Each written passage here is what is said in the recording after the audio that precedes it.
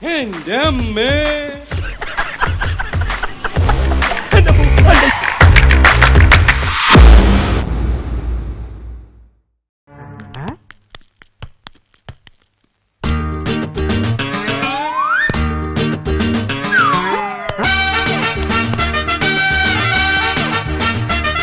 ഡോക്ടറേ, ദാ ഒരേപോലത്തെ മൂന്നെണ്ണത്തിന് ഞാൻ ആദ്യമായിട്ട് കാണുക.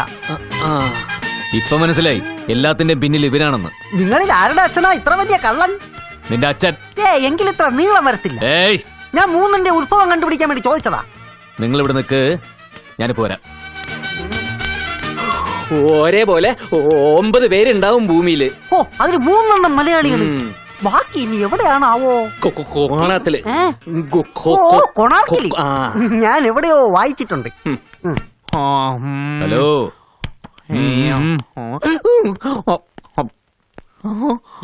Excuse me. ആരാ ആരാ ആരാ ആരാ എന്നാ വേണം? ഇങ്ങോട്ട് വാടാ. അയ്യോ, കൊടുത്ത കൊല്ലത്തും കിട്ടുന്ന കേട്ടിട്ടുണ്ടോടാ?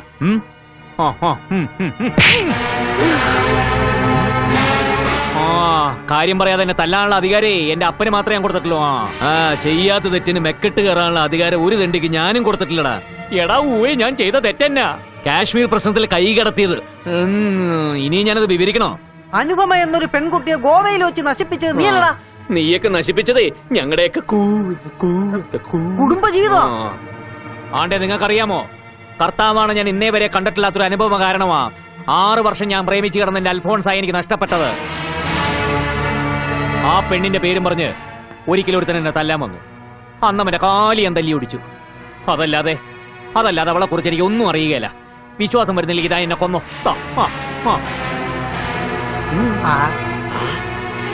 എന്തായിരിക്കും അവളുടെ ഉദ്ദേശം? ഒരേപോലെ രൂപസാദൃശ്യമുള്ളവരെ മാത്രം കണ്ടുപിടിച്ച് ഇതിലെന്തോ ചതിയുണ്ട്. നമുക്ക് പോവാനോ? ഓ, പോലീസിൽ പരാതിപ്പെടാം. വേണ്ട വേണ്ട, ഇത് ഞാൻ തന്നെ ഹാൻഡിൽ ചെയ്തോളാം. അവളെ ഏത് കൊമ്പത്തെ തമ്പുരാട്ടിയായാലും ശരി, ഈ സേനം വെറുതെ വിടില്ല മക്കളെ.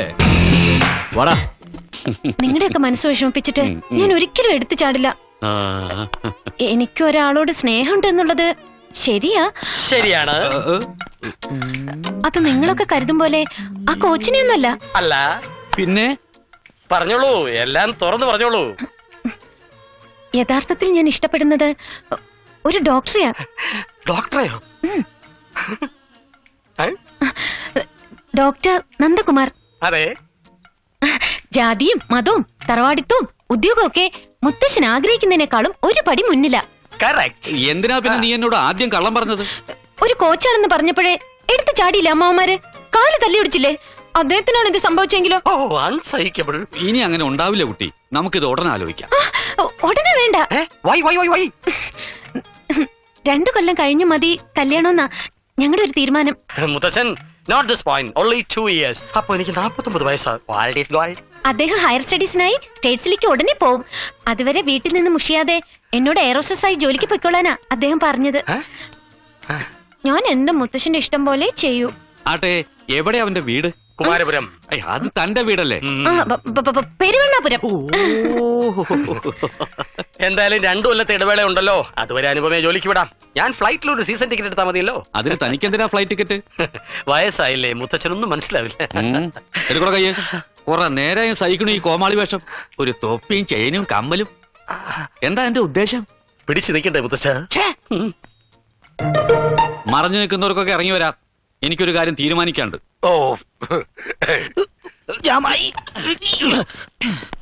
എനിക്കൊരു സംശയം. അപ്പൊ ഞാൻ തല്ലിയത് ആരെയാ? ആ ഫോട്ടോയിൽ അതേ ചായാണല്ലോ അയാൾ. അത് തനിക്ക് തോന്നിയതായിരിക്കും. തോന്നിയതാവും അല്ലേ? അതുപോട്ടെ, ഞാൻ എപ്പോഴാ പെരുവണ്ണാപുരത്തേക്ക് പോണ്ടത്? എന്തിനാ? ആ ഡോക്ടറെ കാല് തല്ലി ഓടിക്കാൻ. ആദ്യം ഒടിഞ്ഞ കാലൊന്ന് നിവരട്ടെ, എന്നിട്ടാവാം. कोई हमदम न रहा, कोई रिसाद न रहा, को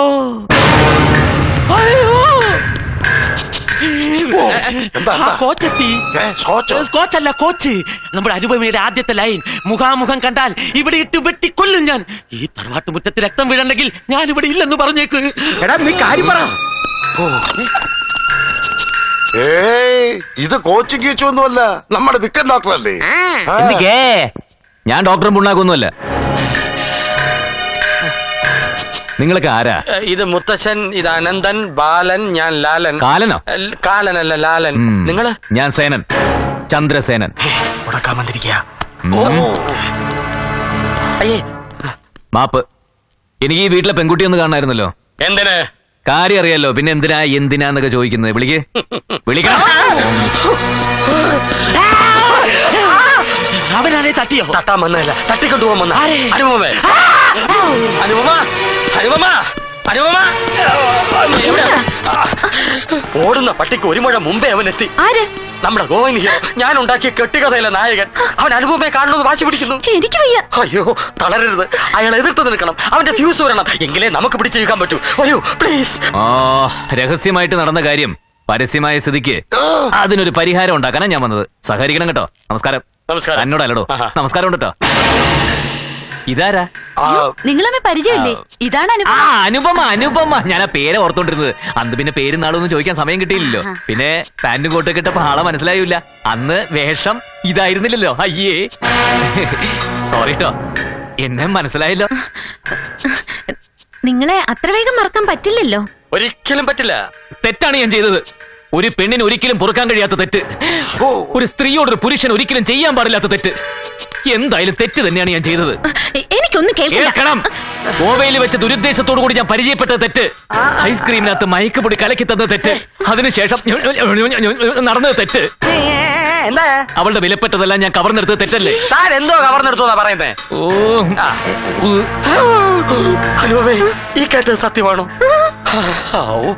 ഇയാൾ ഇതുവരെ പറഞ്ഞതൊക്കെ തെറ്റാണ്. സമ്മതിച്ചു.